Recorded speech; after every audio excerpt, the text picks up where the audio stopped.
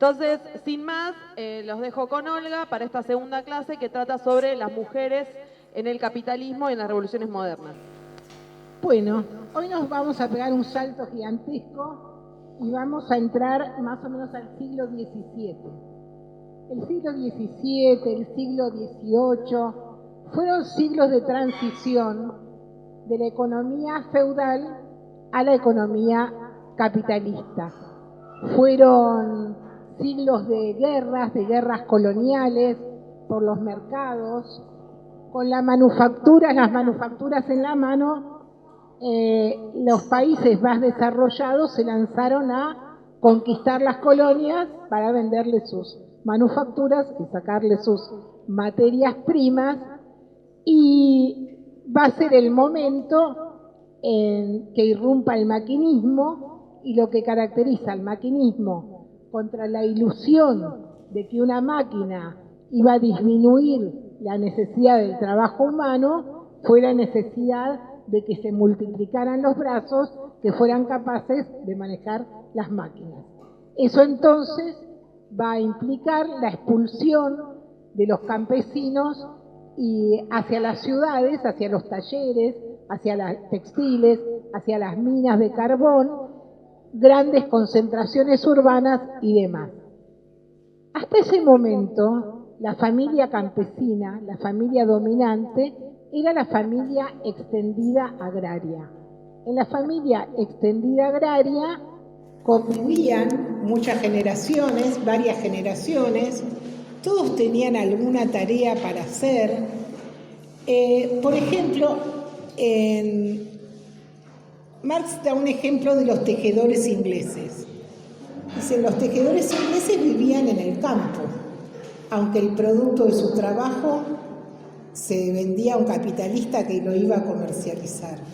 Entonces las mujeres de la familia hilaban el lino, él tejía, después podía ser que las mujeres llevaran el producto que tejía el hombre a las ferias, o que él directamente fuera y lo vendiera a un burgués de alguna ciudad.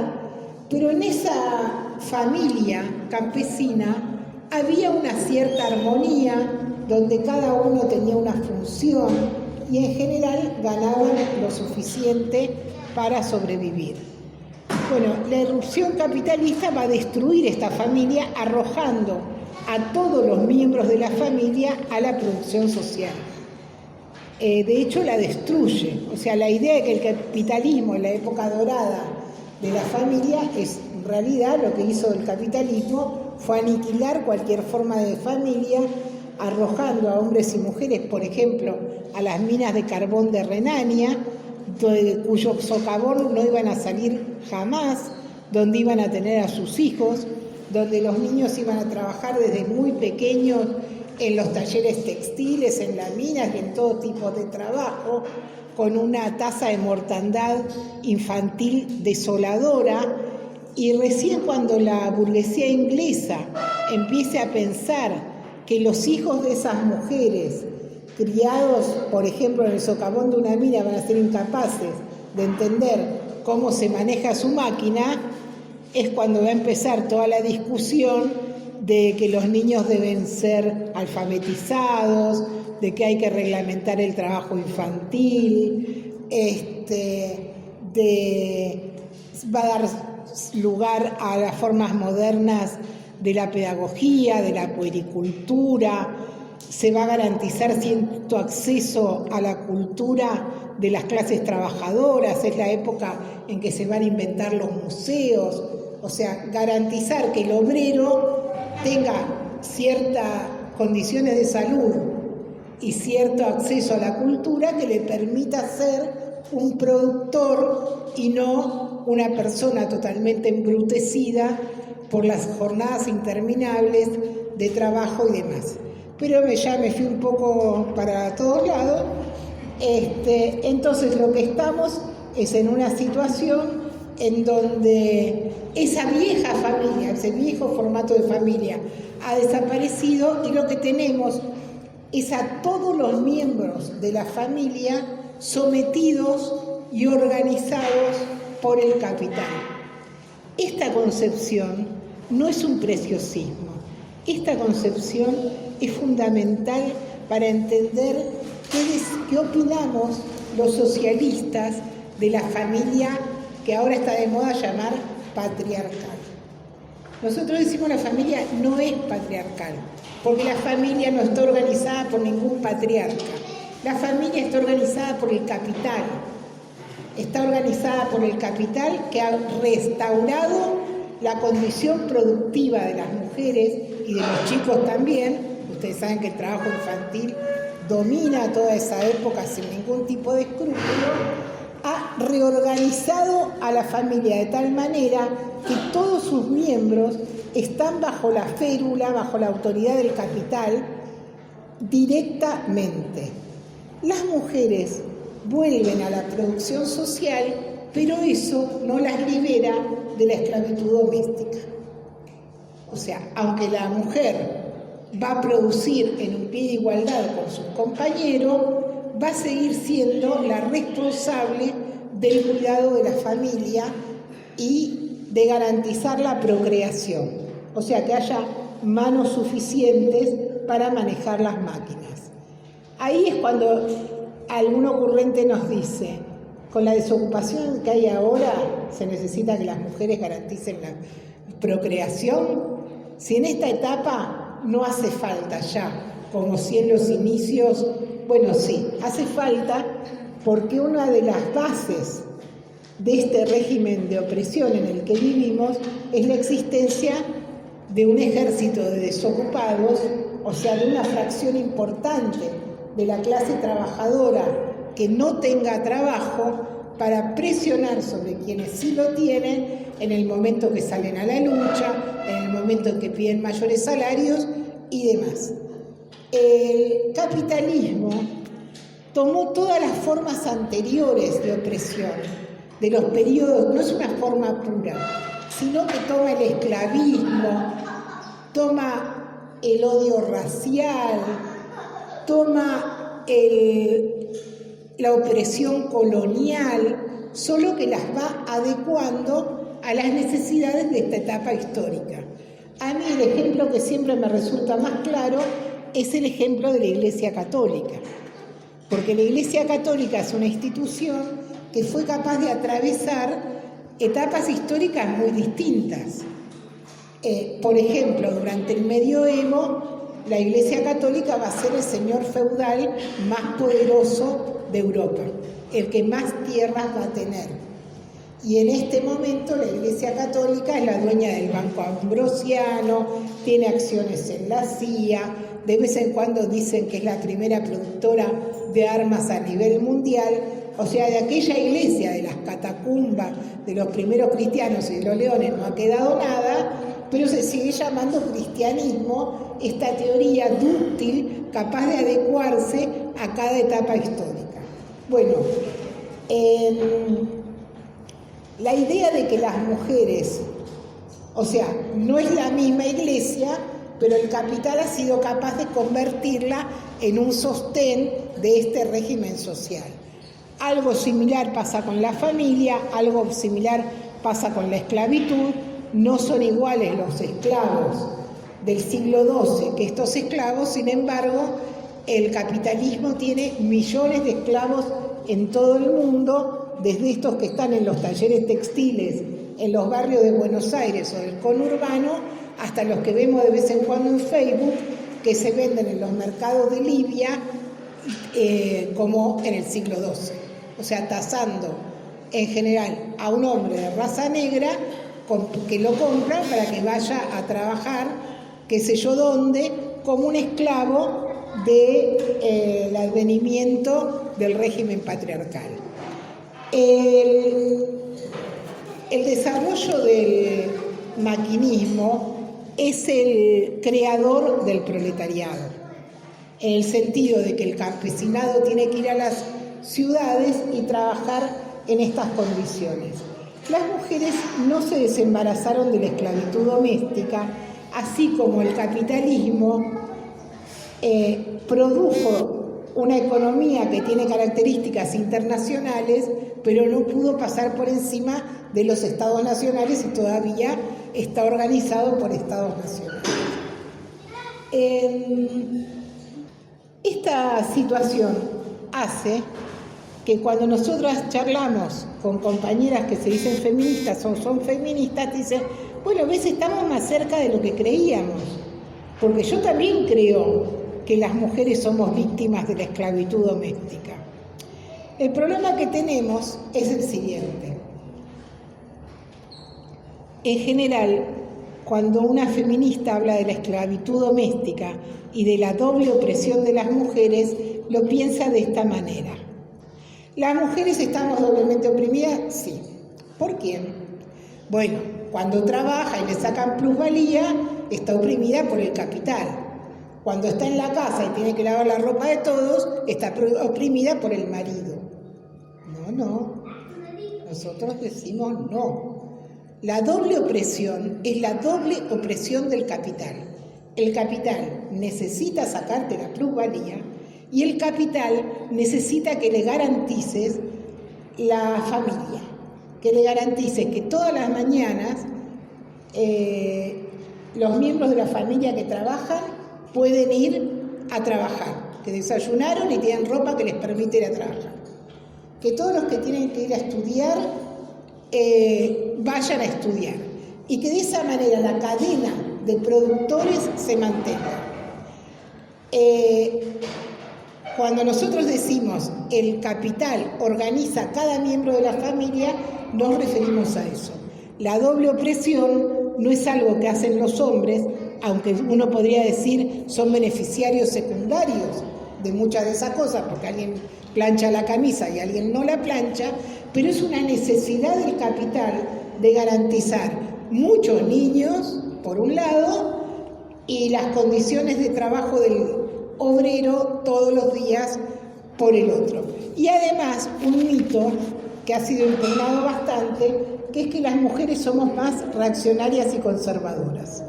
Entonces, que la familia es el lugar donde se disciplina a los chicos, donde se aconseja al marido que no se meta en líos, que su primera función es parar la olla y garantizar que los chicos estén más o menos bien, entonces por favor que no se vaya a pelear con el patrón y no se quede sin laburo.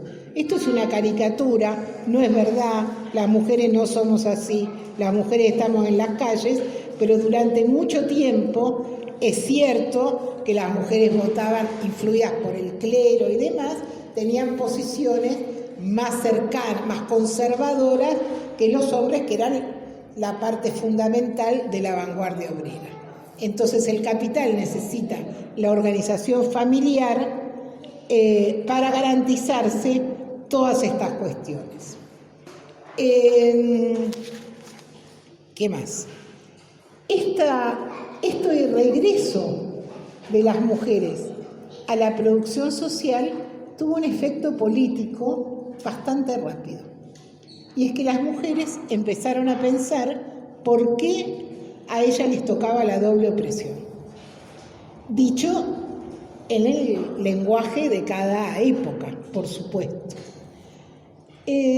Probablemente no sea la única, pero una de las pioneras es una inglesa que se llamaba Mary Wollstonecraft. Y como yo soy muy imaginativa para las fechas, me voy a machetear y les voy a decir cuándo vivió. Esta señora vivió entre 1759 y 1797. Mary Wollstonecraft escribió un librito, un folleto, que se llama Reivindicación de los Derechos de la Mujer. Entonces ella tiene una idea revolucionaria, en serio lo digo. Ella dice, la opresión de la mujer no es un condicionamiento de la naturaleza. No es que somos más tontas, no es que somos más sensibles, no es que somos más frágiles. La opresión de la mujer tiene que ver con que no tenemos derecho a educarnos. Si las mujeres nos educáramos, no estaríamos en este lugar. Miren desde cuándo, 1700 y pico.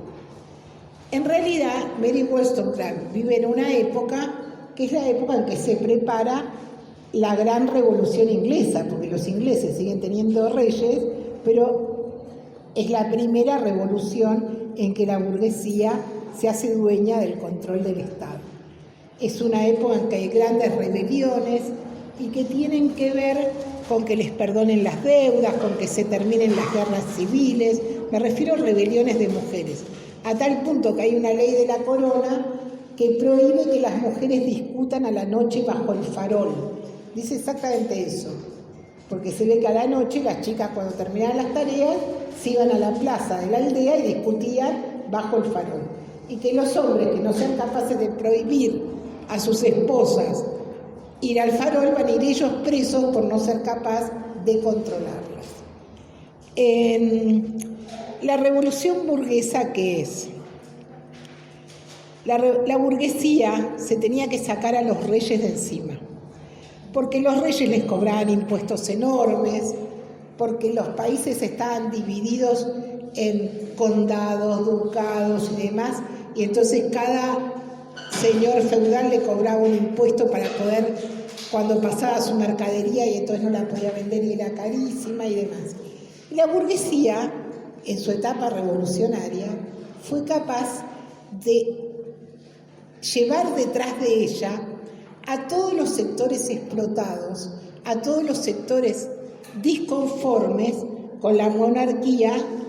Se llamaba monarquía absolutista o absoluta porque era una dictadura de los reyes. Llevó detrás de ellos a los campesinos, a las mujeres, a la parte más pobre de la iglesia, a los artesanos, a todos los sectores que estaban incómodos con este régimen social. Era un momento... una cosa que me olvidé. Una de las grandes rebeliones en Inglaterra fue por el precio del trigo. El precio del trigo era muy importante porque era lo que señalaba cuánto iba a costar la harina y por lo tanto cuánto iba a costar el pan, si ese año iba a haber hambruna o no. Vamos a ver cómo la irrupción de las mujeres en todas las revoluciones siempre tienen que ver con el decreto del precio del trigo. O sea, siempre tienen que ver con la pregunta de si va a haber hambruna o no ese año. Con las francesas pasó una cuestión similar. La monarquía francesa estaba derrumbándose con muchas rebeliones anteriores porque había hambruna, entonces las mujeres asaltaban almacenes, y demás, pero también hay una carta anterior a la revolución. Había tal despelote que los reyes llamaron una cosa que se llamaban los estados generales. Los estados generales eran algo así como el Congreso, pero donde la representación era por grupo. Hay una representación del clero, una representación de la aristocracia, de los campesinos, de los artesanos y demás. Entonces las mujeres escribieron a Luis XVI diciéndole: en la asamblea no hay representantes de las mujeres, y si los representantes tienen que llevar los intereses de sus representados, quiere decir que nuestros intereses no están ahí. Hay cartas conmovedoras que le escriben al rey, que el rey, por supuesto, nunca contestan, en donde también reclaman el derecho a la educación. Es impresionante eso, porque uno puede entender que en 1700 y pico las mujeres pensaran que su problema es que no tenían derecho a la educación. Lamentable es que hoy todavía algunos piensen que la emancipación de las mujeres pasa por una cuestión cultural y darnos una buena educación, sin cuestionar que obvio que la educación es algo fundamental para hombres y mujeres. A ver si tengo... Esta clase es más aburrida que la anterior, porque les voy a leer un montón de cosas. Dice: las hijas del tercer estado, que es la plebe, los más plebeyos, nacen casi todas sin fortuna. Su educación es muy descuidada. Dice, si los representantes deben tener absolutamente los mismos intereses que los representados, las mujeres también deberíamos estar ahí. Pues bien, en 1789 se produce la revolución, el pueblo de París toma la Bastilla, que es donde estaban todavía, donde se encerraban los presos políticos, y los reyes se escapan a unos kilómetros de París a un lugar que se llama Versalles. Se escapan para salvar la vida junto con la corte, y cuando se llamaba Luis XVI. Luis XVI se olvida de dejar el decreto del precio del trigo. Entonces, un poco después, se organizan las mujeres de París para ir a buscar el decreto del precio del trigo. ¿Qué mujeres de París?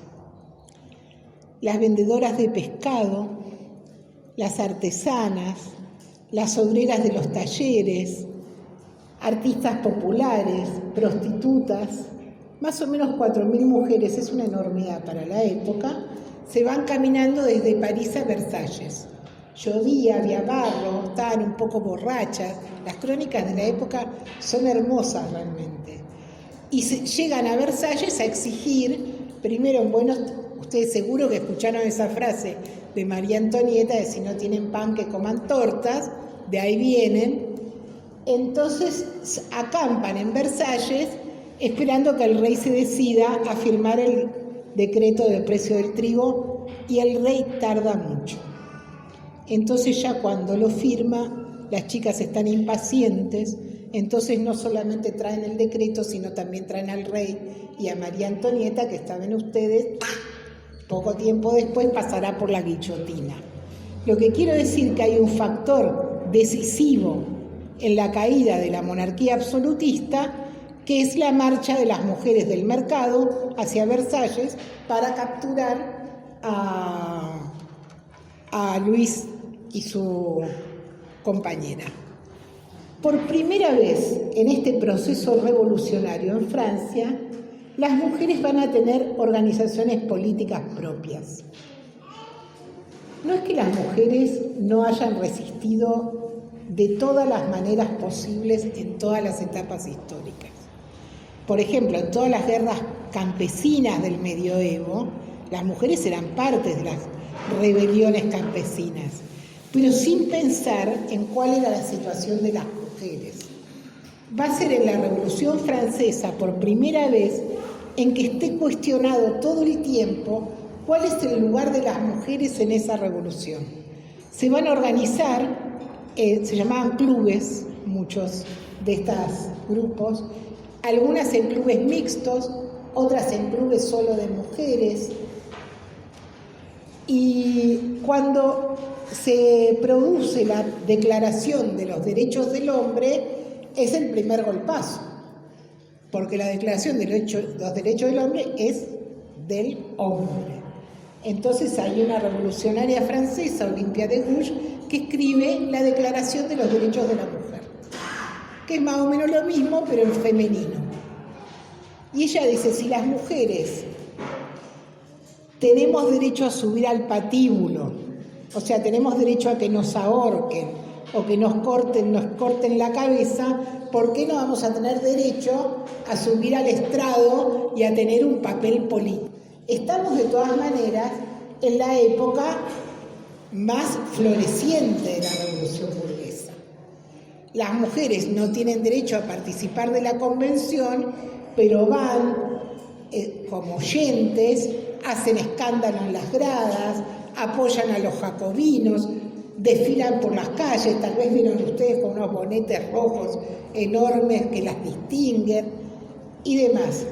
Sin embargo, una vez que la burguesía se afianza en el poder, lo que va a hacer es empezar a desplazar a los sectores populares que la han ayudado a lograr tomar el poder y desplazar a la monarquía. Se va a disolver la comuna, se va a formar una Guardia Nacional y se va a desarmar a los sectores más plebeyos,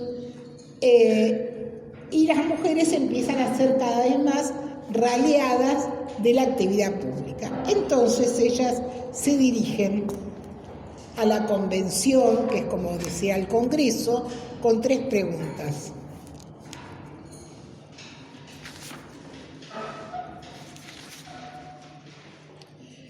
(1793), o sea, van 4 años de la Revolución. Las preguntas son las siguientes. ¿Debe permitirse la reunión de mujeres en París? ¿Pueden las mujeres ejercer los derechos políticos y tomar parte activa en los asuntos de gobierno? ¿Pueden las mujeres deliberar reunidas en asociaciones políticas o en sociedades populares? Todos, los girondinos, los jacobinos, toda la convención responde. Vuestra misión como ciudadanas es tener hijos, criarlos y educarlos en los valores revolucionarios. O sea, se entiende que en esa situación excepcional que ha sido la revolución, estaba bien que las chicas estuvieran en la fábrica de armas, fueran a discutir y trajeran a Luis y a su mujer de las narices a París, pero ahora las cosas habían calmado, taza, y vos te vas para tu casa. Las revolucionarias de la Revolución Francesa tuvieron un destino terrible. Las que no fueron decapitadas o guillotinadas fueron encerradas en el manicomio. Por esta revolución, que era la revolución de la diosa razón, las mujeres fueron arrinconadas en la naturaleza. La razón era patrimonio de los hombres, la razón es la cultura, la razón es el trabajo, y las mujeres eran la naturaleza, o sea, la biología, o sea, tener hijos, criarlos, eso sí, en los valores revolucionarios. Esto, a medida que la burguesía se asienta en el poder, va teniendo cada vez características más reaccionarias, y ya con Napoleón en el poder se escribe lo que se llama el Código Civil, el Código Napoleónico. El Código Napoleónico es el código a cuyo modelo, que sirvió de modelo al Código norteamericano, al Código de Bellas Artes y a todos los códigos que conocemos. Y ese código dice que las mujeres somos menores de edad, que debemos estar sujetas a la autoridad de un hombre, el padre, el marido, el hijo mayor, según la etapa de la vida, que no tenemos derecho a trabajar, que no tenemos derecho a ejercer profesiones liberales, que no tenemos derechos políticos, que no tenemos derechos sexuales. Ustedes seguramente se han tropezado más de una vez con esas comisiones que se llaman Comisión del Menor y la Familia, o Comisión de la Mujer y Minoridad. Es de esa época. Uno piensa que está hablando del Código Napoleónico, pero mi mamá, que ahora tiene 95, cuando era una jovencita, era docente, tenía que pedir la autorización de mi viejo para poder trabajar. Porque se la consideraba una persona sin derechos políticos y algunos derechos civiles. Así las cosas. Napoleón es genial, porque Napoleón no tiene ningún reparo en decir lo que los otros dicen. Por ejemplo, Rousseau es uno de los líderes de la Revolución Francesa, uno de sus ideólogos. Y cuando yo iba a la escuela me decían que Rousseau y que el cuidado de los niños y un alma bella. Miren lo que pensaba Rousseau.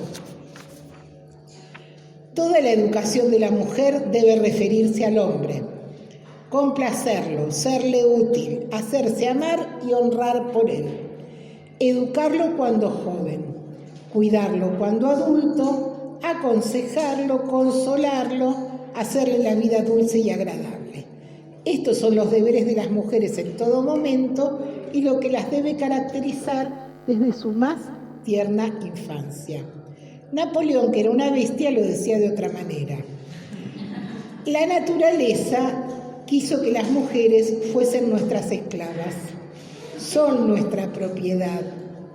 Nos pertenecen Tanto como un árbol que pare frutos pertenece al granjero. La mujer no es más que una máquina para producir hijos. La burguesía, como ninguna clase social antes, va a dividir público y privado, adentro y afuera, razón, trabajo y naturaleza. Y las mujeres vamos a quedar de un lado. Sin embargo, el capitalismo es un régimen social totalmente contradictorio, porque esto estaba muy bonito, pero lo que necesitaban es que las chicas trabajaran en los talleres textiles, en los talleres de sombreros, en los talleres de cortinas, en los talleres de alfombras, y atendieran la mesa de los patrones. Entonces, el código napoleónico se va a aplicar a rajatablas para las mujeres de las clases acomodadas, de donde saldrá unos años después el movimiento sufragista, el movimiento feminista, pero las mujeres de las clases trabajadoras las van a mandar a trabajar, que es lo que necesitan que haga.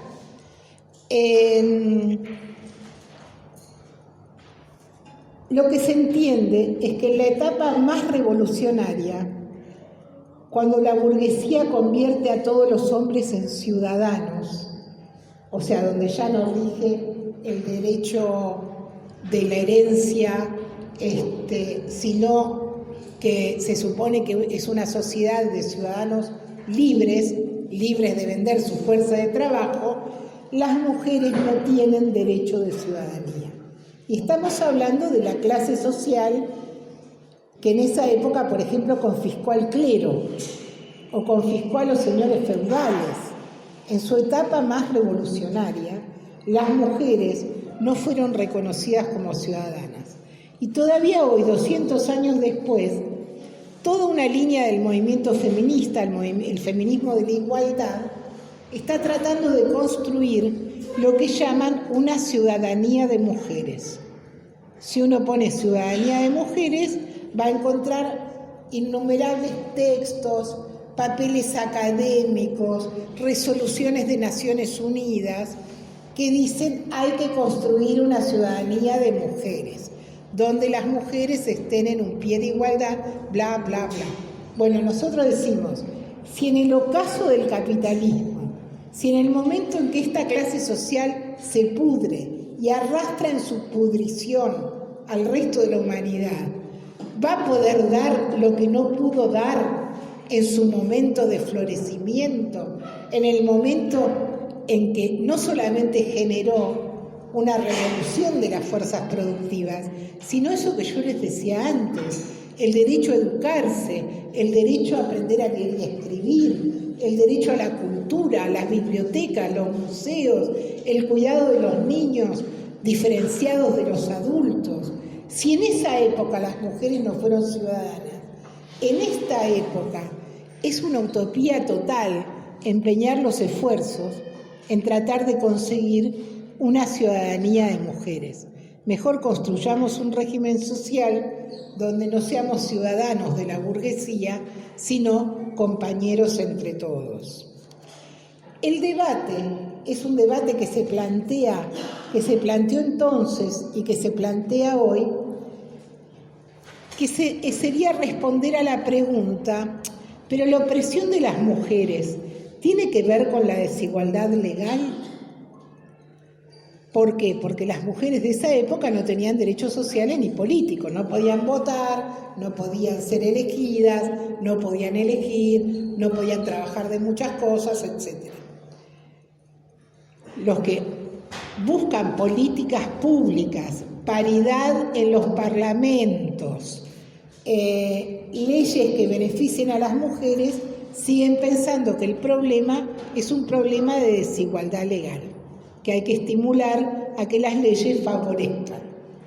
Bueno, por lo menos en Occidente, esto no es así en los países árabes, las mujeres y los hombres tenemos igualdad legal casi total. En lo que no tenemos igualdad legal, por ejemplo, en América Latina, tiene que ver con el derecho al aborto. O sea, no hay ninguna ley que diga en la que el Estado capitalista se permita intervenir en el cuerpo de los hombres y si hay una ley que dice lo que pasa adentro del útero de las mujeres. Pero esa es la única desigualdad legal detectable entre hombres y mujeres. Sin embargo, las desigualdades siguen vigentes. Engels decía: el día que se eliminen las desigualdades entre los hombres y las mujeres, va a quedar claro que no es de ahí, no está ahí encerrado el secreto de la doble opresión. Va a pasar lo mismo que pasó con los vasallos. Se suponía que el problema era que los señores tenían ciertos derechos ante la ley y los vasallos, y todo en un primer tramo también los obreros, no tenían los mismos derechos. Esto de que para poder votar había que ser propietario o tener ciertas características. Cuando eso se hizo universal y todos votaron, quedó claro que el patrón seguía el patrón, siendo el patrón, el obrero seguía siendo el obrero, y que no era la desigualdad legal lo que explicaba la desigualdad de clases. Entonces Engels dice, cuando las mujeres tengan igualdad legal, se va a comprobar esto. Bueno, estamos en igualdad legal, y sin embargo, en esta etapa lo que nosotros tenemos son aproximadamente 5 millones de mujeres víctimas de las redes de trata, trasladadas en todo el planeta para ser esclavas de los prostíbulos. Tenemos índices de violencia brutales, tenemos el derecho al aborto que sigue siendo negado como una cuestión de salud pública elemental que ataca básicamente a los sectores, a las mujeres de las clases más humildes. Las otras dan un aborto clandestino pero con un médico en condiciones seguras. La igualdad legal no ha garantizado la emancipación ni la igualdad entre hombres y mujeres. Pues bien, entonces estamos ahora, que ya estamos viviendo bajo este régimen social que todavía hoy compartimos, que ya las mujeres empiezan a tener intervención en las revoluciones, pero en la Revolución Francesa era como una gran masa indiferenciada. Los trabajadores de los talleres, los artesanos, los campesinos, con esta igualdad, fraternidad, y nunca me acuerdo la tercera, igualdad, fraternidad y libertad, parecía que todos éramos lo mismo. En realidad, rápidamente, los trabajadores y las trabajadoras dijeron, no somos un carajo lo mismo. O sea, vos te quedaste con todo y yo sigo trabajando como una perra en jornada de 16 horas o de 18 horas. Igualdad, fraternidad, ni igualdad, ni mucho menos libertad. Es muy largo de contar, pero la clase obrera empieza a darse cuenta que es una clase diferente de las otras. En 1848 hay una cadena de revoluciones en toda Europa que quedó en la historia con el nombre de la Primavera de los Pueblos, y ahí ya tenemos una clase trabajadora que se reconoce como tal y que apunta directamente a los patrones como los responsables de su desgracia. En esa época vive una mujer que se llama Flora Tristán. Flora Tristán es una franco-peruana, porque su papá era un militar de la independencia americana, peruano, su mamá una francesa. Ella nació en Perú porque el peruano se llevó a la francesa, pero murió muy rápidamente. Y a la familia tradicional de la colonia, la francesa no le gustaba nada, así que la devolvió con su hija rápidamente del otro lado del océano.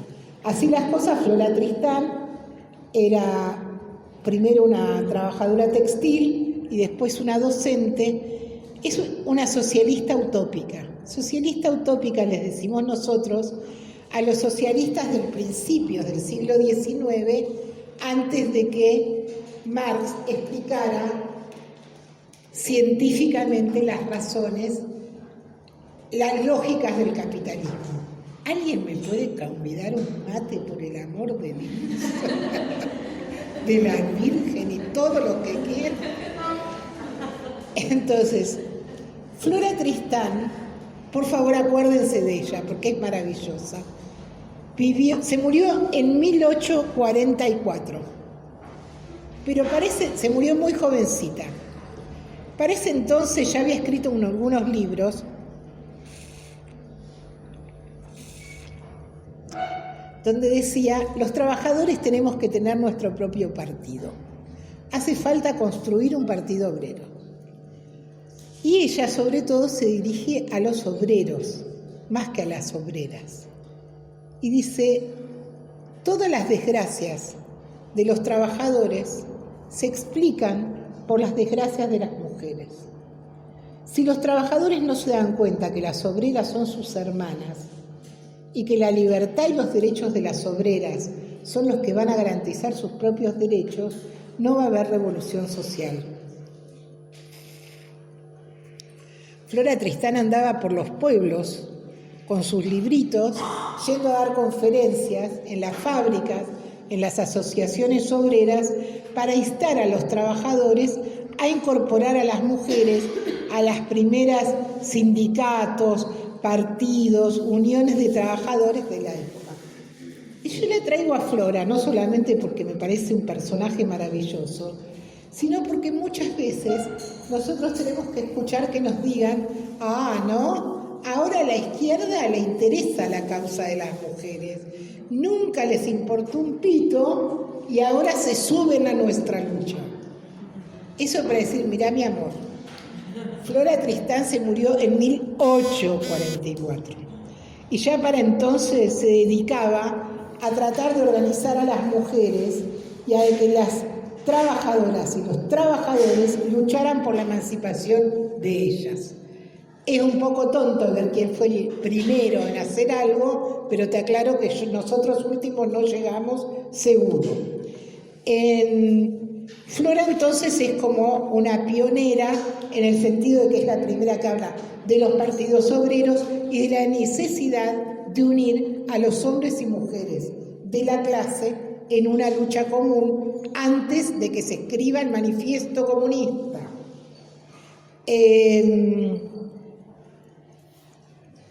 La cuestión de la mujer va a estar en el debate de socialistas y anarquistas rápidamente. ¿Por qué? Porque las mujeres trabajan, las mujeres son partes de la clase trabajadora. Sin embargo, es un periodo sobre el que pesan muchísimos prejuicios. ¿Las mujeres son inteligentes o no? Hay todo un sector de los socialistas y de los anarquistas que dicen: la mujer en el taller es una aberración del capital. Es una crueldad enorme de este régimen social, porque las mujeres son frágiles, su lugar natural es al lado de la cuna, es preparando el guiso para cuando él vuelve del trabajo, y el capital, en su infinita crueldad, la saca de su casa y la arroja a los horrores del taller, a la promiscuidad, al contacto con otros hombres, que no son los de su familia. Eso lo dice La Salle, les digo por las dudas, o sea, cerca pican las balas.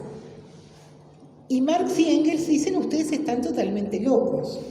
Bueno, los Proudhon, los anarquistas, peor. Proudhon tiene una frase memorable que dice: las mujeres tienen dos opciones,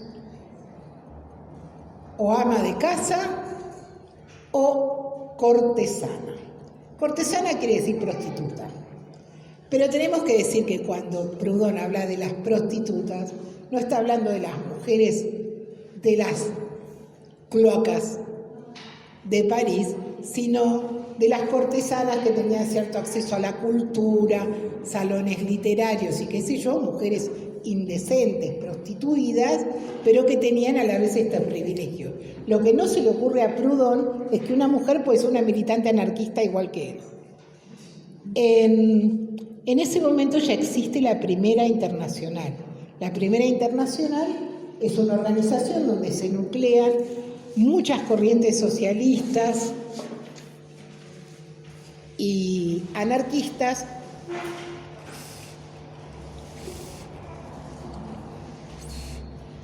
que se han dado la tarea de organizar a la clase obrera a nivel internacional. Bueno, ahí se da el primer enorme debate sobre qué hacer con las mujeres de la clase obrera. Y la primera pregunta es, ¿las mujeres tienen que trabajar? No. ¿Por qué? Por todo lo que dije antes. Gracias. Pero además no tienen que trabajar porque el patrón las usa para disminuir el sueldo del trabajador. Eso lo dice un sector que tiene toda la razón del mundo. ¿Por qué? Se supone que el sueldo del padre de familia tenía que ser suficiente para alimentar a la familia. Cuando toda la familia es arrojada a la producción, a manejar las máquinas en las hilanderías y demás, el sueldo del jefe de familia se vuelve más chiquito, porque se supone que la familia se mantiene ahora con la suma de todos los salarios de los que trabajan en esa familia, mamá, papá y algunos de los chicos también. Entonces, lo que ha logrado el capital con el maquinismo es primero aumentar el número de los que explotan y segundo, pagarle menos por su trabajo. ¿Me siguen? Por esa razón, los obreros no quieren que las mujeres entren en los talleres. Acá mismo, los talleres gráficos a principios del siglo XX hicieron piquete para que no entraran las obreras, porque las obreras iban como encuadernadoras, con un sueldo miserable, pero de hecho los trabajadores eran conscientes de que eso iba a achatar el sueldo de ellos tarde o temprano. El sueldo de las mujeres para el capital siempre se consideró un sueldo complementario. El sueldo fuerte es el del hombre de la casa, la mujer no necesita ganar tanto. Por eso todavía hoy, si uno pone la masa salarial de los hombres acá y la masa salarial de las mujeres acá, la de las mujeres es el 70% de la de los hombres. Y eso no es acá en la Argentina porque somos atrasados. Es acá en Estados Unidos, en Francia y en cualquier lugar del mundo. De hecho, la gran huelga de mujeres en Islandia en la década del 70 fue para igualar el salario femenino con el salario masculino. Por eso, el 8 de marzo nosotros siempre tenemos algunas pancartas que dicen por igual trabajo, igual salario. Uno podría decir, pero eso no es cuento viejo. Adriana Puigros, ministra de Educación de la provincia de Buenos Aires, durante el gobierno de Scioli, y a la vez una activista docente, militante política y qué sé yo, en una asamblea de docentes, en donde los docentes le reclamaban por el sueldo miserable de los docentes, ella dijo, bueno, pero esto es un gremio de todas mujeres, y ya se sabe que las mujeres tienen un sueldo complementario. Esto no, bueno, en la primera internacional se discutía eso. ¿Tienen que trabajar? ¿Eso no va contra su naturaleza? Y encima, si trabajan, nos achatan el sueldo. Bueno, Marx, Engels y una de las hijas de Marx, Eleanor, que es una activista sindical espectacular, dice, defendemos de manera incondicional el trabajo de las mujeres, porque es la llave para su emancipación. Las mujeres salidas de la esclavitud doméstica y convertidas en trabajadoras van a construir, junto con sus compañeros, un régimen social donde no haya explotación del hombre por el hombre. ¿Qué tienen que hacer los socialistas ante esta situación? Pelear por mejores condiciones de trabajo, pelear por reducir la jornada laboral, pelear por limitar el trabajo infantil, pero jamás oponerse al trabajo de las mujeres. Este primero gran debate de la primera internacional con Eleanor, yo les voy nombrando porque si no, las minas no estamos en ningún lado. Esta chica, Eleanor, se organizó infinidad de fábricas, iba, charlaba con las compañeras y demás. Igual, el primer gran debate es ese. La otra vez hablamos, Esto de que cada internacional fue avanzando unos pasos en la comprensión de cómo era el lugar de las trabajadoras. Estamos ya a los bordes de la Comuna de París. La Comuna de París, que fue en marzo de 1871, es el primer estado obrero de la historia. Duró nada más que 3 meses y fue en un solo lugar, en la ciudad de París.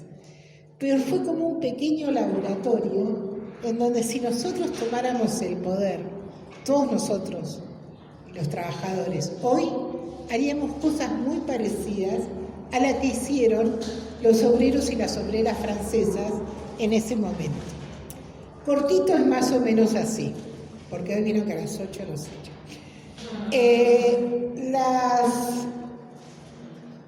Francia había tenido una guerra con Prusia y la perdió.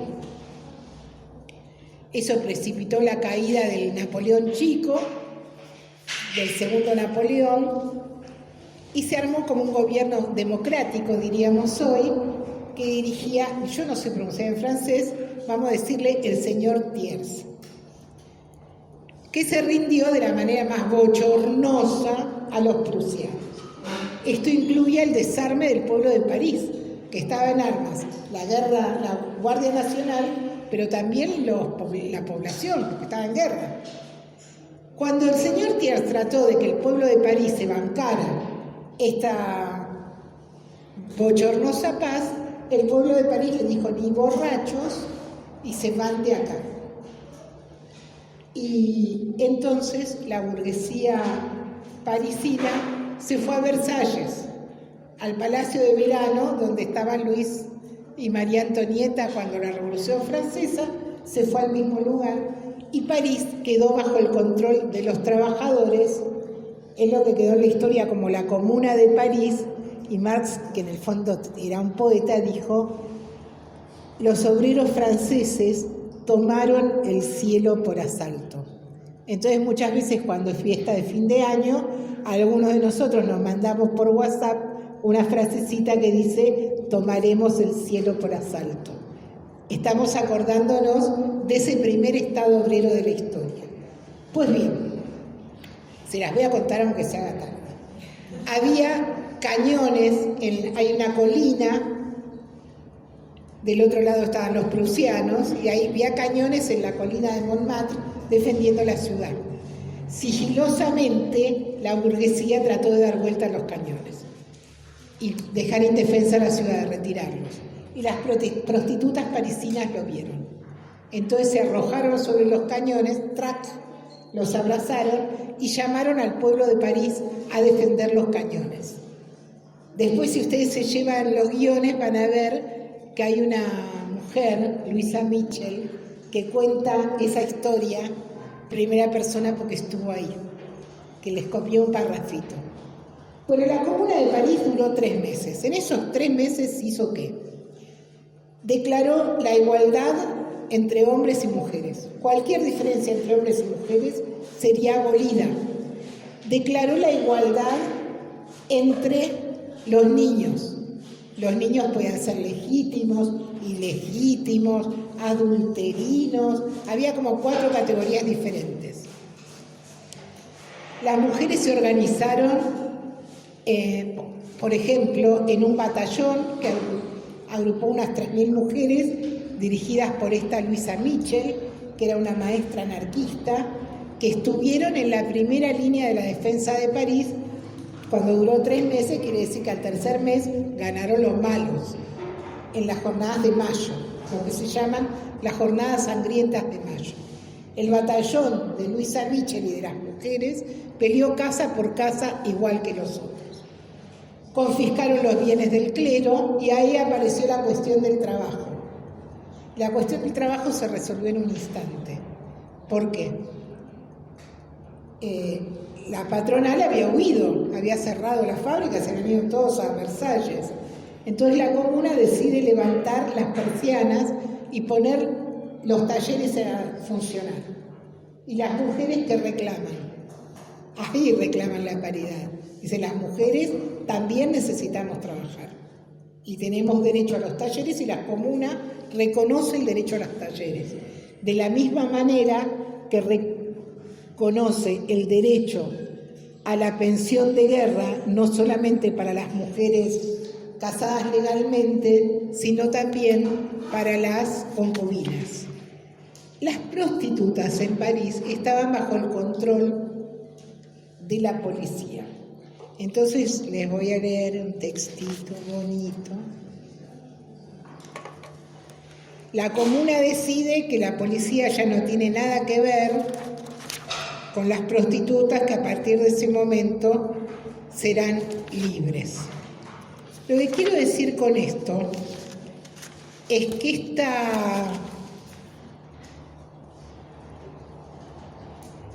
este pequeño laboratorio de 3 meses probó qué hace un Estado obrero con las mujeres. ¿Qué lugar tiene? Todo esto que era un debate enorme desde Mary Wollstonecraft y qué sé yo, se resolvió. Es como la discusión de la plurinacionalidad. Acá se discute mucho si el Estado plurinacional, el encuentro plurinacional, la Junta Interna plurinacional. En Ecuador se pudre todo, bajan todos los indios contra el ajuste y no piden un Estado propio de cada etnia. Lo que piden es echar al FMI, parar el ajuste, derecho a la tierra y demás. Bueno, la Comuna de París saldó muchos de estos debates instantáneamente. Sin embargo, su derrota va a ser una derrota que tiene un peso importante para los trabajadores. De hecho, pues, se provoca la disolución de la Internacional prácticamente, y vamos a tener que esperar unos años hasta que se recomponga el movimiento obrero y se forme la Segunda Internacional. La Segunda Internacional ya es una internacional conformada solamente por grupos socialistas, algunos marxistas y otros no, pero por distintos partidos socialistas. Ahí hay una mujer alemana, Clara Zetkin. Clara Zetkin estuvo un tiempo en París porque las leyes de Bismarck, las leyes en el Imperio Alemán, eran muy duras para los militantes socialistas, prohibían la militancia de las mujeres, el involucramiento político de las mujeres y demás. Por esa razón, un tiempo Clara Zetkin vivió en París y se hizo muy amiga de Louisa Mitchell y de Engels también. Clara Zetkin va a ser la Eleanor de esta Segunda Internacional. Va a ser la que diga cómo diablos hacemos para acercarnos a las mujeres trabajadoras. ¿Cómo hacemos para que en una reunión, en vez de que haya 8 trabajadores y 2 trabajadoras, haya un montón de trabajadoras también? Ella se detiene en el peso de la Iglesia, en el peso de las tradiciones, y dice: los socialistas tenemos que dirigirnos a las mujeres entendiendo todas estas peculiaridades. Y las mujeres necesitan una organización propia. Cuando Zetkin dice esto, a todo el mundo, hasta los pelados, se le paran los pelos. ¿Cómo una organización propia? ¿Qué querés? ¿Dividir el partido en 2? Ella tiene unas peleas maravillosas en donde la acompaña mucho un viejo miembro del Partido Socialdemócrata Alemán, Augusto Bebel, que tiene uno de los primeros libros sobre la cuestión de la mujer específicamente. Bebel dice, hay algunos socialistas que le tienen más horror a las mujeres que el capitalismo a los socialistas. Es un defensor del derecho al trabajo de las mujeres, es un defensor de su libertad de organización. Y efectivamente Zetkin empieza sacando un periódico, el periódico se llamaba La Igualdad. Yo no sé si ustedes, el Partido Socialdemócrata Alemán era una potencia extraordinaria, era el partido socialdemócrata más importante del mundo, tenía cerca de 2 millones de afiliados, tenía centros de salud, universidades, centros de estudios, universidad obrera, cualquier cantidad de diputados y demás. periódicos regionales, periódicos estaduales, periódicos del Borbat, que era su gran periódico. Y entonces Clara funda un periódico que se llama La Igualdad, que tiene una tirada de 4.000 ejemplares y que para la Primera Guerra Mundial ya va a tener una tirada de 100.000 ejemplares. O sea que se convierte en pancito calentito para las mujeres del movimiento obrero. Y ella además es una teórica en el sentido de que no solamente es una organizadora, sino que es una mujer que también va a reflexionar sobre las peculiaridades de las mujeres de la clase obrera. Y va a ser una gran polemista con el otro sector político que empieza a distinguirse dentro del movimiento de mujeres, que es lo que las mujeres sufragistas o lo que se llama la primera ola del movimiento feminista. ¿Quiénes son las sufragistas?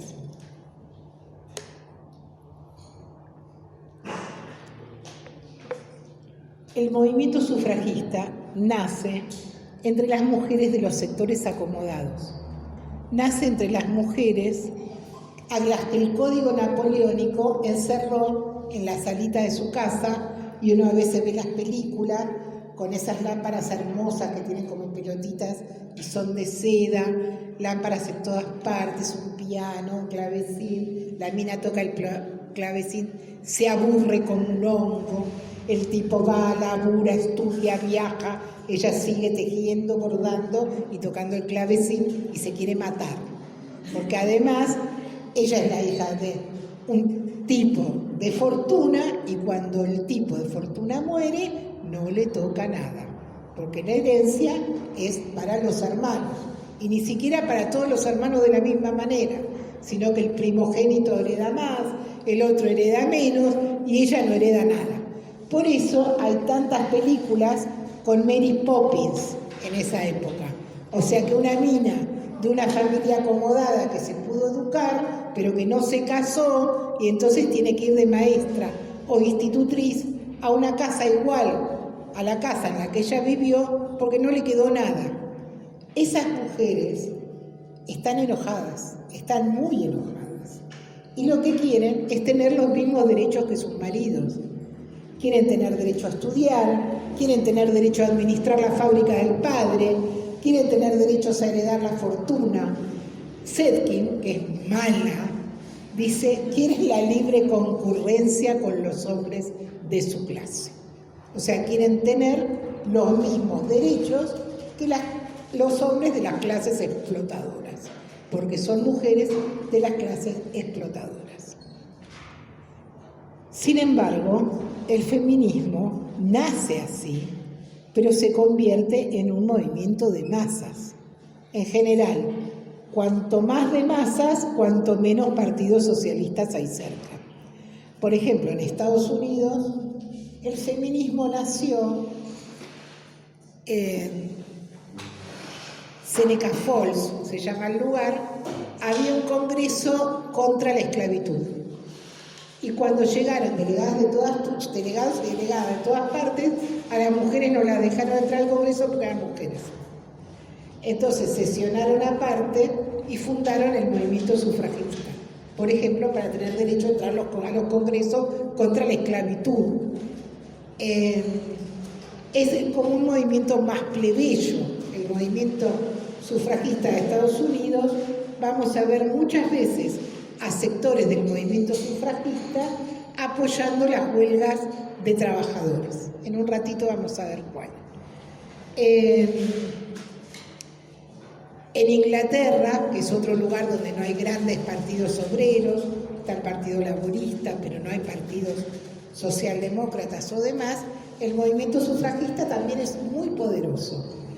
Y además es el más radical de todos. Cuando digo el más radical, quiero decir que es un movimiento que se maneja por la vía de los actos, incluida la acción violenta. En Inglaterra, que siempre estuvo antes que todo, la primera propuesta de voto femenino es de 1864. Y cada tantos años siempre se presentaba y siempre la Cámara de los Comunes decía no. Entonces, cuando las cámaras decían no, el movimiento sufragista solía ir a la casa del primer ministro, quien fuera, cada vez, y pulverizaba todos los vidrios de la casa del primer ministro. Quemaba las iglesias, quemaba los pubs, esos bares donde solamente podían entrar hombres y no mujeres. Y a mí me gusta detenerme en ellas, porque ahí me parece un buen ejemplo de que la radicalidad no es romper todo, sino tener un programa. Porque la gran dirigente del movimiento sufragista inglés se llama Emmeline Pankhurst. Tenía 3 hijas que militaban con ellas y una finalmente se crió con su mamá y se convirtió en secretaria de Trotsky. Pero había presas, tenían mártires, habían sido asesinadas. En algunas movilizaciones han logrado juntar a principios del siglo XX hasta 400.000 mujeres. ¿Se dan cuenta? No eran 400.000 burguesas. Ahí había muchas trabajadoras también, por el derecho al voto, por el derecho a la educación, etc. Sin embargo, cuando estalló la Primera Guerra Mundial, vamos a ver en un ratito qué pasó con Emmeline Pankhurst y su radicalidad. Bueno, la discusión sobre el movimiento sufragista es una discusión importante dentro de la Segunda Internacional, donde Zetkin tiene una posición, tiene un artículo que está colocado como parte de la bibliografía que se llama Separación Tajante. Ella dice: nosotros no tenemos problema con lo que piden las sufragistas, estamos de acuerdo con lo que piden. Piden el derecho al voto, el derecho a intervenir en política, el derecho a estudiar, el derecho a trabajar en todas las profesiones. El problema que tenemos con las sufragistas no es lo que piden, es lo que no piden, porque todo lo que piden es en los marcos de la democracia burguesa. Todo lo que piden es en los marcos de la explotación del capital. Y nosotros lo que queremos son todos esos derechos para poder usarlos para demoler este régimen social. Por esa misma razón, para nosotros, los hombres no son nuestros enemigos. Nosotros no estamos peleando por la herencia, por el control de la fábrica, con los hombres de nuestra clase. Nosotras somos trabajadoras. Vamos junto a los hombres de nuestra clase a luchar contra los patrones. Esa es esa otra gran diferencia por la cual hace falta una separación programática tajante. ¿Qué quiere decir esto? ¿No estamos a favor del derecho al voto? Estamos a favor del derecho al voto. Estamos a favor de todas esas reivindicaciones, solo que esas reivindicaciones están puestas en el terreno de la lucha de clases y no están puestas en el terreno de la democracia burguesa. Ese artículo tiene una vigencia total, porque si uno quiere hacer un balance de cómo se desarrolló la lucha por el aborto legal, se plantea exactamente lo mismo. Vos defendés tus reivindicaciones en el terreno estricto de la democracia burguesa o defendés tus reivindicaciones con los métodos de la lucha de clase y en el terreno de la construcción del socialismo. Esa digo porque a veces algunas compañeras nuestras incluso dicen, bueno, pero la primera ola del feminismo eran todas aristócratas. No. O sea, en general salían de las mujeres de los sectores acomodados, pero fue un movimiento de masas en muchos países. ¿Dónde no fue un movimiento de masas? Bueno, en Alemania. Sin embargo, hay todo un sector del movimiento socialista que dice, pero tendríamos que ir juntas, por lo menos un rato, por el derecho al voto. Y entonces Zetkin dice, no, porque el derecho al voto que reclaman las sufragistas es lo que se llamaba el voto censitario, que es el voto si vos entrás en los censos, porque tenés o este grado, este nivel de propiedad, o este grado de educación. No es un voto de todo el mundo. Entonces nosotros no queremos ese voto. Queremos el voto absolutamente universal, para todos los hombres, para todas las mujeres. Ahí están los textos, si ustedes quieren leer. Por favor, no les tengan miedo a los textos, porque una cosa preciosa de los teóricos del siglo XIX es que escriben todos en alemán, pero es en castellano. Escriben como para que se le entienda. Nada es tan difícil que alguien lo pueda entender. Si alguien no entiende algo, la próxima vez nos encontramos y lo charlamos, pero realmente es una manera fácil de narrar las cosas. Estamos ya entonces en la primera década del siglo XX. Y la primera década del siglo XX se parece mucho a esta segunda década del siglo XXI que estamos viviendo. Es una época de enorme agitación, de rebeliones populares, de huelgas. La próxima vez que nos encontremos, cuando veamos un poco la historia de las mujeres trabajadoras, acá vamos a ver la huelga de los conventillos de 1907, la Semana Roja de 1909, huelgas donde las mujeres tienen mucho protagonismo. Bueno, esto no solamente pasaba acá, pasaba en todo el mundo. Y hay un lugar...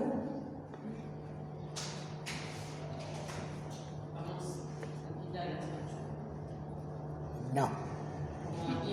Cierren la puerta, no nos vamos.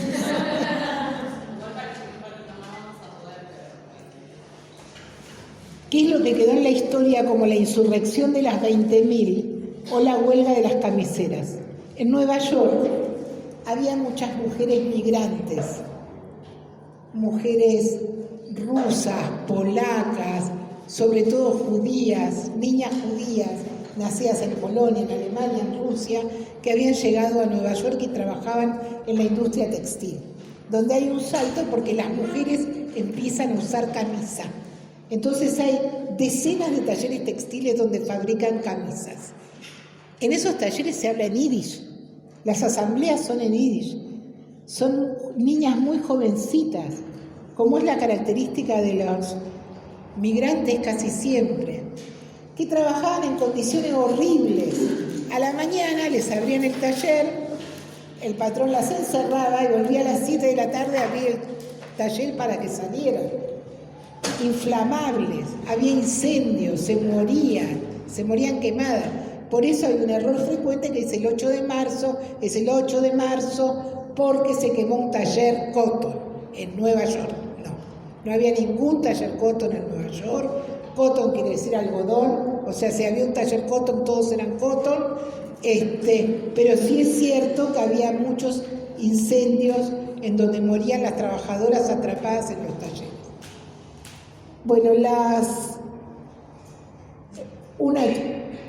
búsquenlo, léanlo, es hermoso. Una chiquilina de 19 años se le planta en una asamblea general del sindicato de vestido a la burocracia y arranca una huelga general por tiempo indeterminado por 3 reivindicaciones: reducción de la jornada laboral, aumento de salarios y legalización de la organización sindical. Carla Emmerich se llama. Empieza una huelga general, primero en 6 fábricas, después en 7, después en 10, todas las textiles de Nueva York en paro. Las textiles de Nueva York a veces tienen 6 años, 7, 8, trabajo infantil reina. La policía las reprime, manda a las obreritas chicas a institutos de menores. Toda la conciencia democrática de la ciudad de Nueva York se siente agraviada por la represión a estas chiquilinas, que son extranjeras, que no tienen familia, muchas de ellas, etc. Las mujeres sufragistas van a participar de los piquetes.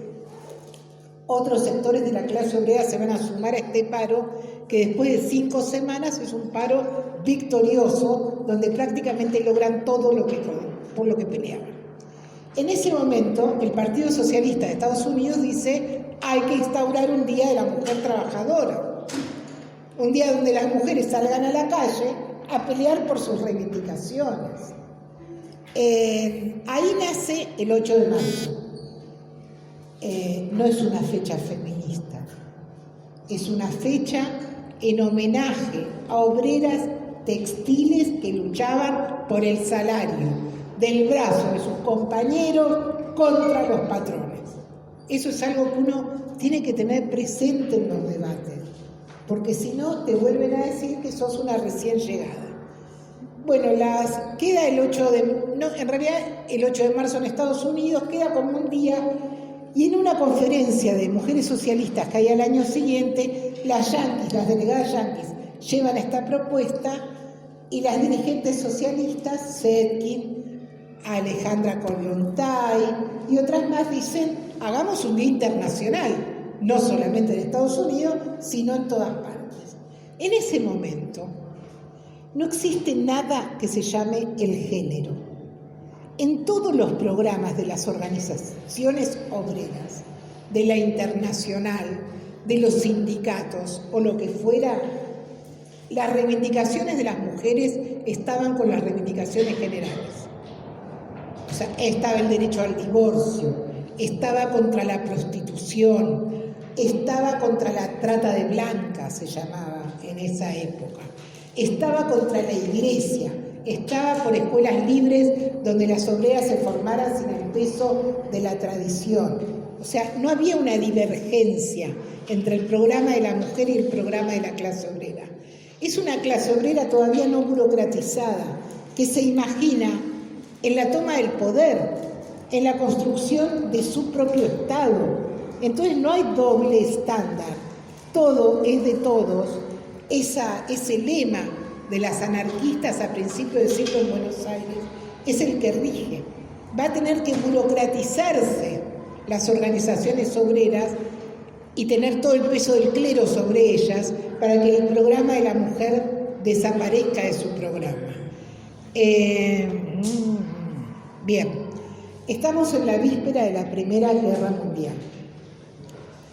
¿Qué es la Primera Guerra Mundial? La Primera Guerra Mundial es que hay una crisis enorme del capital, de la tasa de ganancia, entonces los capitalistas van a dirimir quién se queda y quién no, con las semicolonias, con los mercados y todo lo demás, a través de una guerra, con una carnicería que lleva a la muerte a millones de trabajadores. Ese es el momento en que las posiciones del movimiento sufragista y del movimiento de mujeres socialistas van a estar más distantes. ¿Por qué? Las revolucionarias dicen guerra a la guerra. La guerra es una carnicería que se cobra en el cuerpo de nuestros hijos y de nuestros maridos. Estamos en contra de la guerra. Después hay otras que van más adelante todavía y que dicen, a esta guerra yo la voy a convertir en guerra revolucionaria. Y en vez de que vos mates a mi familia, yo te voy a expropiar el capital y voy a construir otra sociedad. Eso es lo que dicen Lenin, Trotsky, no son tantos al principio.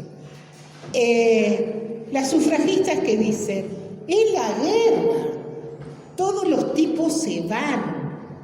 Entonces nosotras vamos a ocupar sus lugares, vamos a trabajar, vamos a estar en el aparato del Estado, vamos a demostrar que sí somos inteligentes, vamos a demostrar que podemos ser productivas, que podemos sostener nuestro país, y cuando termine la guerra nos van a dar el derecho al voto y todos los derechos políticos, porque vamos a haber demostrado que somos ciudadanas.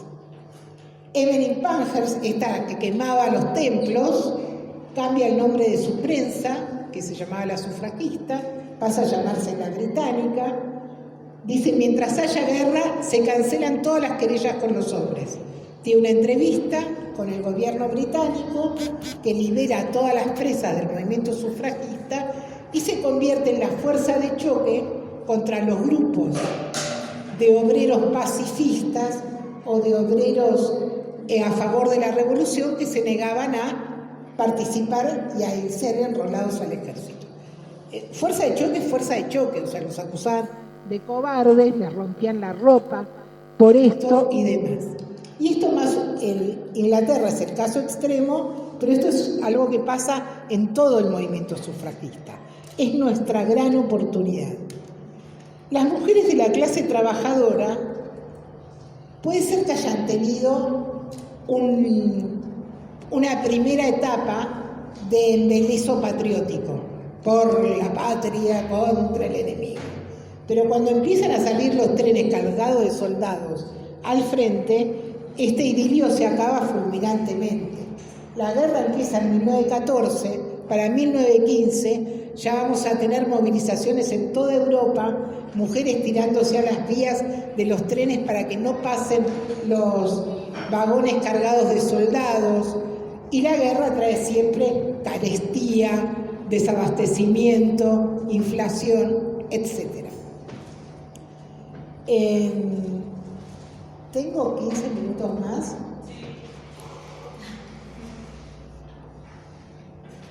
Esta situación, vamos a ver cómo es la evolución de la guerra en Rusia. Rusia, ustedes saben que era un país como un sinsentido.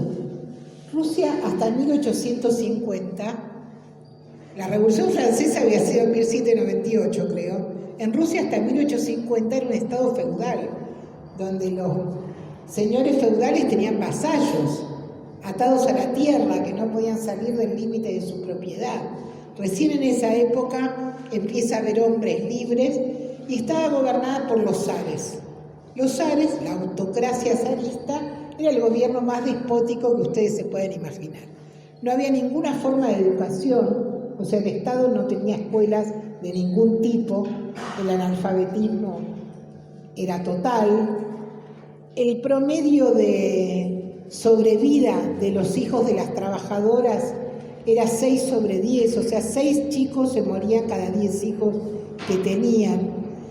Y Rusia era un mar de campesinos y algunas ciudades donde el capital británico y el capital francés habían puesto enormes fábricas, parecido un poco como en América Latina se puede ver. Nosotros le decimos a eso desarrollo desigual y combinado, porque era recontracapitalista en las ciudades y feudal y atrasadísima en el campo. Las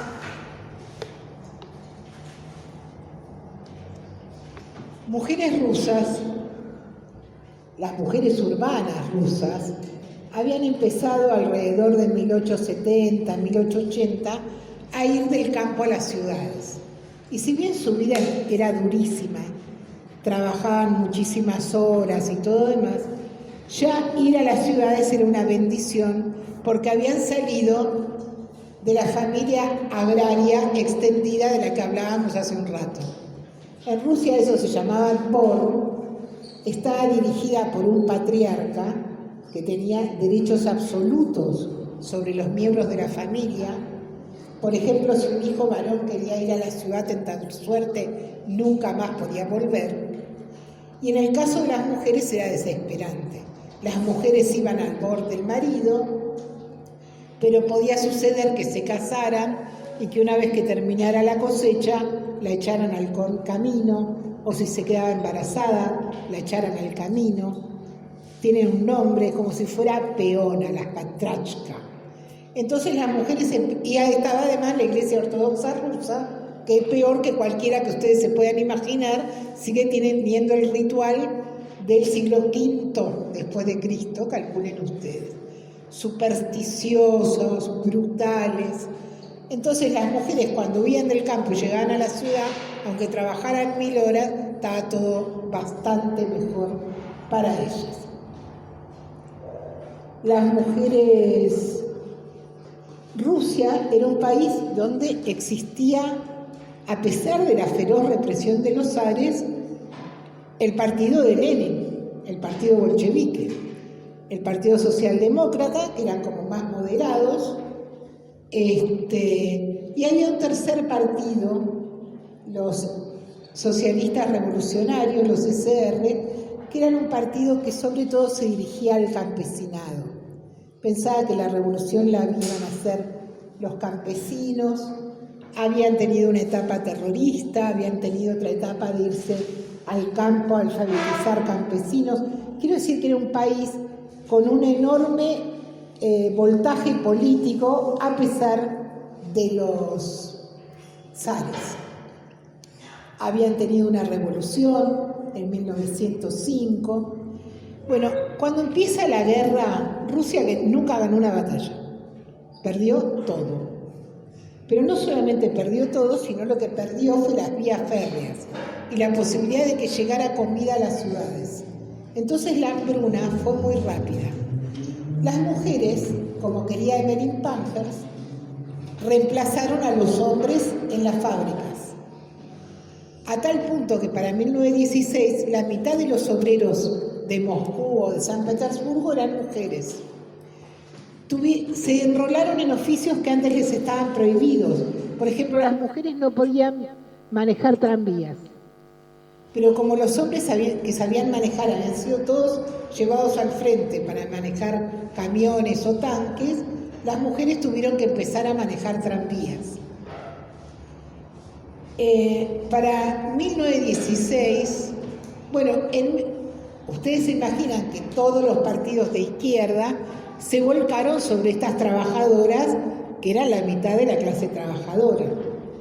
La doble opresión se mantuvo a rajatabla, en un lugar donde había inflación y no había comida.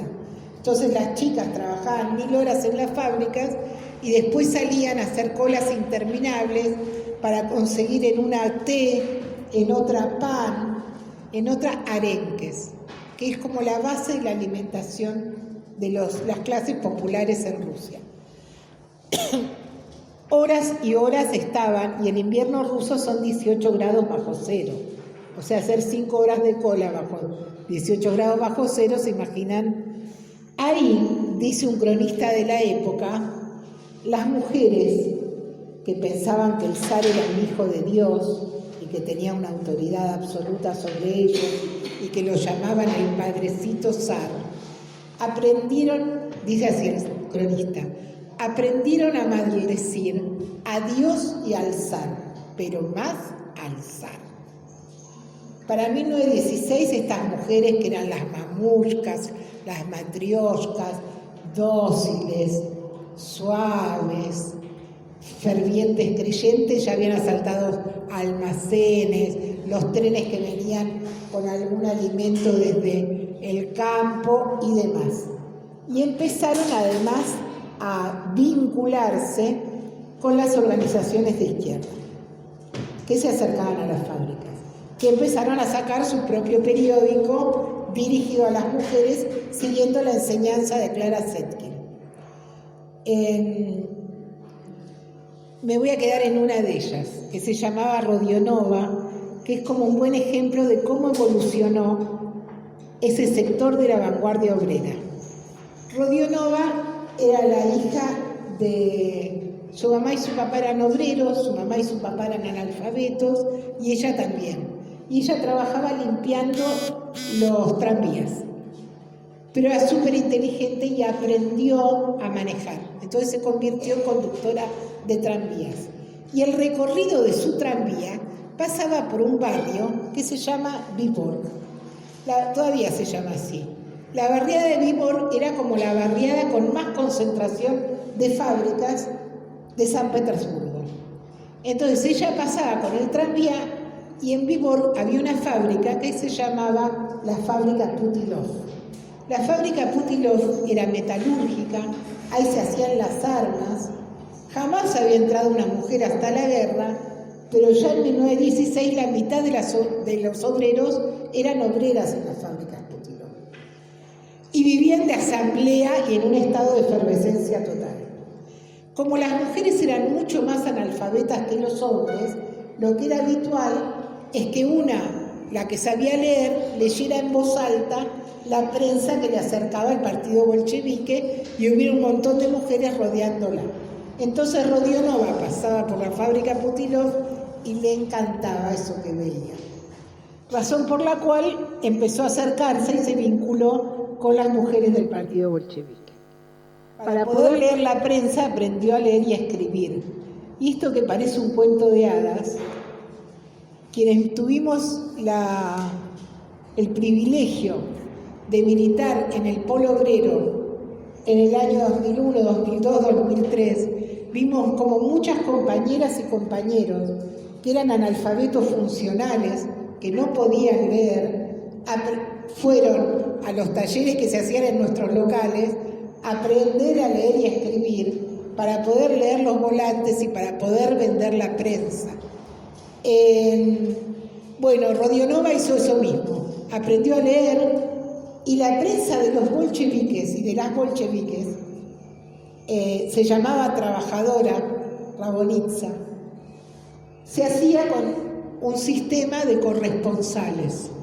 Entonces había un comité de redacción donde estaban las bolcheviques viejas, y después desde todas las fábricas les mandaban cartitas contándole lo que pasaba. En San Petersburgo el movimiento de mujeres estaba dividido no solamente en las obreras, sino en otras mujeres que se llamaban las soldatki. Las soldatki eran las mujeres que tenían sus maridos o sus hijos en el frente. A veces eran obreras, a veces eran campesinas, pero preferían nombrarse de esa manera, subrayando que sus familiares estaban en el frente. Las obreras y las soldatki se juntaban, ¿dónde? En las colas para conseguir pan, té, carbón o arenques. Y eran el sector político más dinámico de la ciudad, porque eran las que iban a asaltar los almacenes cuando se acababa la comida.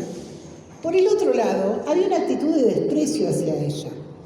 Ellas no habían formado parte de la vanguardia obrera en general, como si muchos obreros avanzados de San Petersburgo, que eran socialistas, mencheviques, bolcheviques, que habían militado.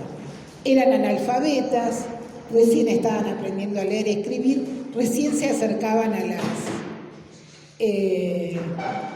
las organizaciones políticas. Se tenía la idea de que eran muy impulsivas, poco disciplinadas, etc. El 8 de marzo de 1917 era el Día de la Mujer Trabajadora. Vieron que ahora se descubrieron los paros de mujeres. A mí me encanta poder contarles que en 1913 hubo un primer paro internacional de mujeres convocado por la Segunda Internacional, que hizo parar por lo menos a 1.800.000 mujeres en Europa. Y en Oriente también, porque en esa época las mujeres que usaban chador iban y quemaban de asientos, acompañadas por sus compañeros,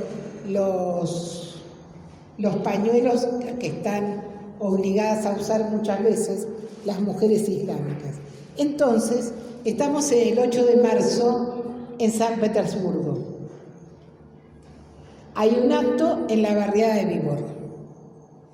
Habla el responsable del partido bolchevique. Es un obrero de una fábrica metalúrgica, se llama Kayurov. Entonces él habla, explica que es el 8 de marzo, por qué el 8 de marzo, y empieza a decirle a las mujeres que tienen que ser más disciplinadas, que no tienen que ser tan impulsivas, que no es el momento de hacer ninguna huelga general aunque se haya acabado la comida y esté reglamentado hasta el querosén para cocinar. Y hay una larga, y nadie le contesta a nada de esto. Pero las chicas van a la fábrica y se declaran en huelga general por tiempo indeterminado, y no solamente declaran la huelga general por tiempo indeterminado, sino que se dividen en grupos y van hacia las otras fábricas a levantar a todos los trabajadores de San Petersburgo. En general, la Revolución de Febrero es catalogada como una revolución espontánea. Entiendo que espontánea porque no la llama ningún partido. Trotsky dice eso, ningún partido convocó a nada ese día. Sin embargo, comenzó la huelga general que iba a tirar a los zares. 8 siglos de zarismo fueron pulverizados. Miren qué poco espontánea que fue la Revolución de Febrero. Rodionova, a esa altura una experimentada bolchevique de 1 año y medio de militancia, controló todo el sistema de tranvías. Entonces se impidió que los tranvías fueran hacia Viborg. En cambio, usaron la red de tranvías para sacar a los trabajadores de Limón y de otras barriadas fabriles hacia el centro del poder político. Había postas de armas, porque por supuesto en los primeros 2 días fueron reprimidas, hubo muertas y demás. Había una red de mujeres que garantizaba la profesión de armas. Había postas sanitarias para atender a los heridos. Cuando las chicas fueron a las fábricas, los obreros más conscientes le decían todavía no. Y en realidad, probablemente, el partido bolchevique tuviera razón, porque el argumento, primero que el partido bolchevique era un partido controlado por los sectores más conservadores. Lenin estaba en el exilio. Es el sector con el que Lenin va a romper cuando vuelva. Pero ellos decían, una derrota ahora va a ser una derrota muy difícil de levantar. Tenemos que juntar fuerzas y tal vez el 1 de mayo podemos largar una huelga por tiempo indeterminado.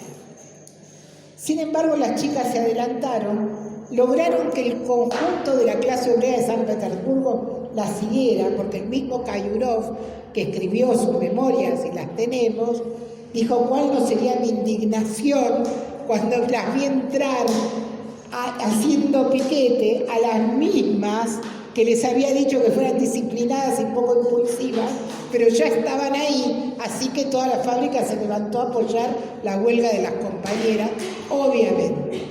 En 3 días, los trabajadores controlaron la ciudad de San Petersburgo. Esta revolución de febrero de la que hablamos, el zarismo había caído. ¿Ya estoy? Puedo seguir con la Revolución de Octubre, abrimos con la Revolución de Octubre la próxima vez. Bueno, si a ustedes les parece, o sea, no, tenemos que irnos. Podemos hacer lugar para 1 o 2 preguntas. Esa, bueno, entonces hablan ustedes. Hacemos lugar para 1 o 2 preguntas y después sí ya tenemos que ir desalojando, pero podemos tomarnos 10 minutos para preguntas, así que si alguien quiere aprovechar, bueno, preguntas, observaciones. Ustedes se dan cuenta que una organización de esa naturaleza fue organizada por alguien, y fue organizada por las mujeres del partido bolchevique que trabajaban sobre la fábrica, en oposición a su dirección. Tienen nombre y apellido y son la segunda guardia, la segunda línea de las mujeres del partido bolchevique, porque las grandes dirigentes bolcheviques están todas en el exilio. Krupskaya está en el exilio, Kollontai está en el exilio, Inés Armán está en el exilio. ¿Quiénes están en San Petersburgo? ¿Saben quiénes están? Las hermanas de Lenin, por ejemplo. Las hermanas de Lenin que garantizaron la permanencia del partido durante toda la guerra en San Petersburgo, pero que no son dirigentes de primera línea, pero que toman el pulso a la situación y acompañan esta cuestión de las mujeres y el pan y arenques que gritan las mujeres en las calles de Lvov cuando llaman a la huelga general. Es el decreto del precio del trigo de las inglesas, es el decreto del precio del trigo de las francesas y es el derecho a los comedores y los merenderos de las piqueteras argentinas en el año 2001. Es lo que pasa hoy, empieza a pasar en muchas barriadas. Las mujeres que militan menos, que son menos politizadas y no sé qué, cuando no se puede parar la olla y los chicos no tienen que comer, se plantan en la primera línea de la revolución, hacen un curso acelerado del Estado en sus cabezas, señalan al responsable de las desgracias de su familia y actúan en contra del Estado. Ahora la